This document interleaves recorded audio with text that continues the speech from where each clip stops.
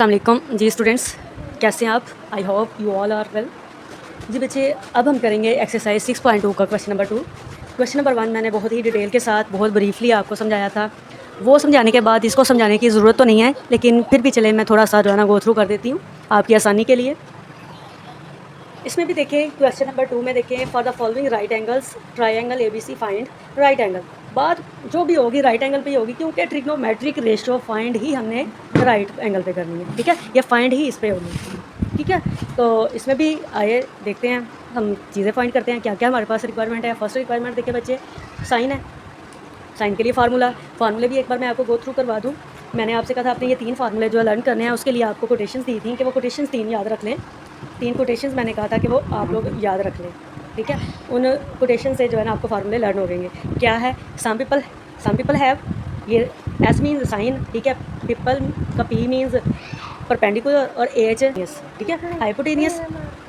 अब यहाँ पे किसकी बात कर रहे हैं हम? एस की बात कर रहे हैं। ठीक है, साइन की बात कर रहे हैं, तो सम पीपल हैव का फार्मूला आएगा। तो इसका फार्मूला यानी कि परपेंडिकुलर और हाइपोटेनियस।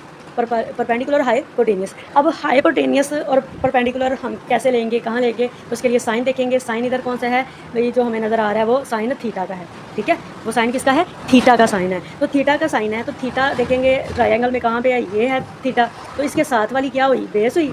ठीक है, और इसके सामने वाली क्या हुई? परपेंडिकुलर हुई।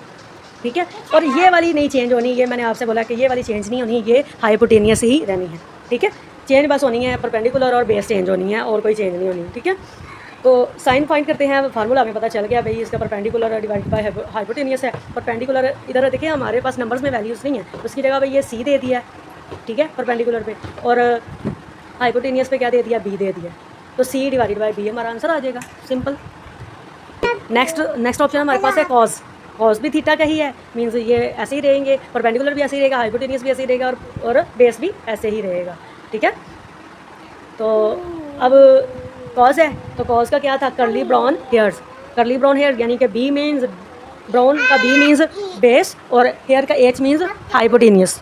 तो बी डिवाइडेड बाई एच आ जाएगा। तो बी देखें, बेस क्या है? उधर ए है।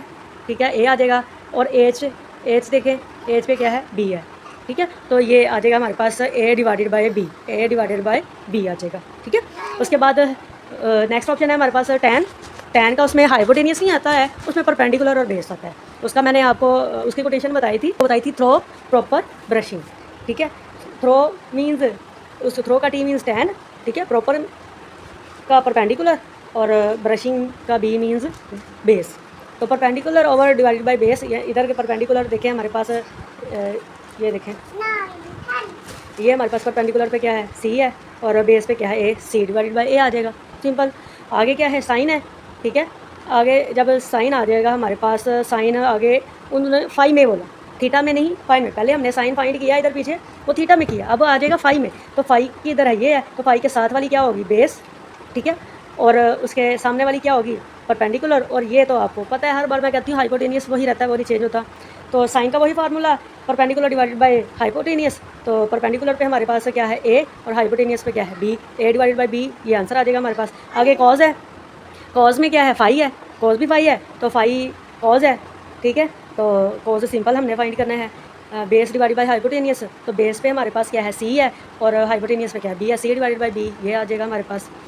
नेक्स्ट ऑप्शन हमारे पास 6 है, टैन है, और टैन क्या है? फाई की है, ये भी सिंपल है। टाई क्या है? फाई की है, तो टैन क्या है? फाई की है, तो टैन का क्या होता है? Perpendicular divided by base.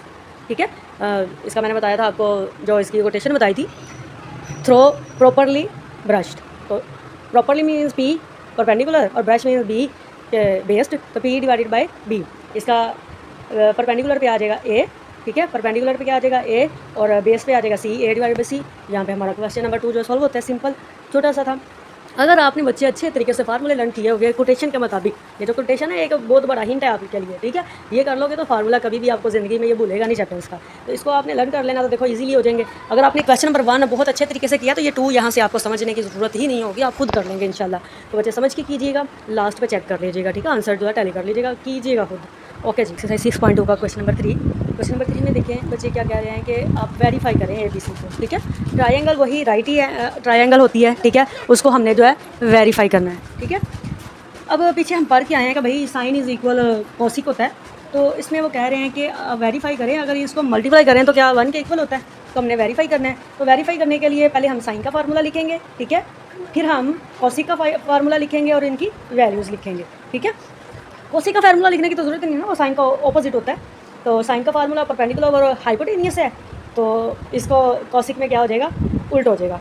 अब वैल्यूज़ कैसे लिखेंगे, थीटा है हमारे पास, थीटा दिया गया है, साइन थीटा है ना, तो थीटा दिया गया, तो थीटा के साथ वाली क्या हुई, बेस हुई, और उसके सामने वाली क्या हुई, परपेंडिकुलर हुई, ठीक है। तो ये हाइपोटेनियस है हमारे पास।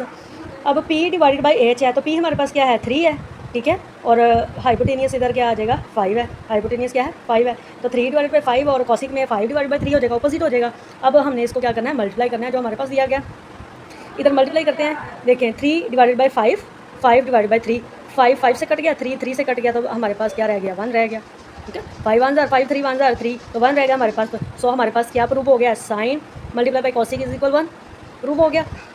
इसी तरह आगे आ जाए, इसके option 2 cos multiply by secant. अब इसकी वैल्यूज़ लिखेंगे, पहले फार्मूला लिखेंगे कॉस का फार्मूला क्या होता है, ब्राउन हेयर है ना, यानी कि बेस डिवाइडेड बाय हाइपोटेनियस। तो इधर हमारे पास 4 डिवाइडेड बाई 5 आ जाएगा, और सीकेंड उसका उल्ट होता है, तो उल्ट हो जाएगा 5 डिवाइडेड बाई 4। अब इनको प्रूव करना है हमने, इधर 5 से कट गया, 4 से कट गया, 1 आ गया हमारे पास, ठीक हो गया।